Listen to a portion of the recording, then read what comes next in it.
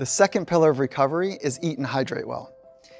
And this is an investment in your ability to recover day in and day out. This is the second pillar that we want to make sure that we're sharing with you. Here's a couple strategies. We want to make sure you're getting colorful foods. We want to make sure that you have clean protein and that you have 40 ounces of water before 4 p.m.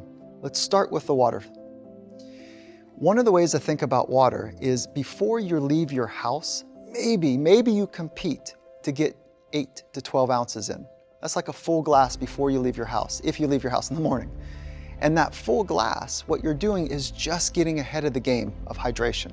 It is so easy for us to go throughout the day and not fuel ourselves with proper hydration. What hydration does is it helps at the cellular level for recovery, for vibrance, for so many reasons. Our brain has lots of water involved in it. So we want to make sure that we are structurally challenging ourselves to get the right hydration in place. Okay, the second is colorful foods and clean protein. The idea of colorful foods on your plate is really about vegetables. Now, which vegetables and how many, we're going to talk about customization plans in just a moment. But colorful foods on your plate with clean protein.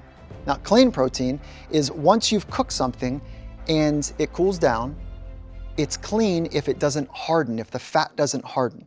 So sausage or bacon or hamburgers, all of that stuff is not clean protein because when it cools down, it gets hard. And that's the fat that is changing its molecular structure.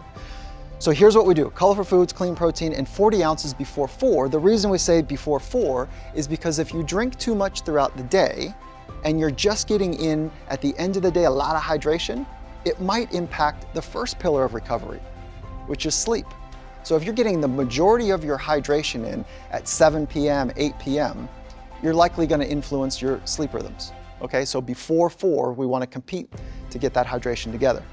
Now, let's walk through a couple ways that elite performers think about nutrition. The first thing they do is they gather information to help them.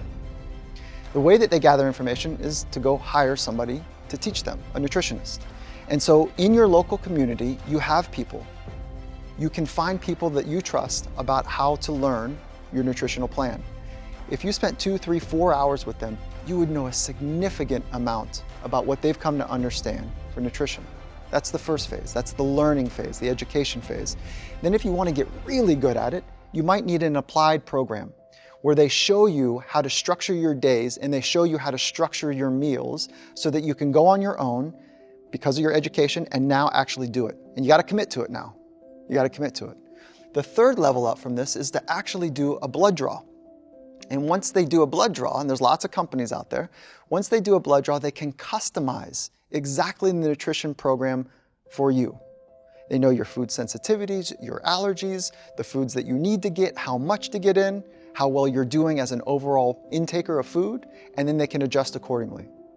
What we found is when people get this pillar of recovery right, is that their mood is stable, their energy levels are stable, they have the ability to think more clearly. This is part of the recovery program, and it's also part of the investment in yourself with some regard and dignity about the life efforts that you want to pursue.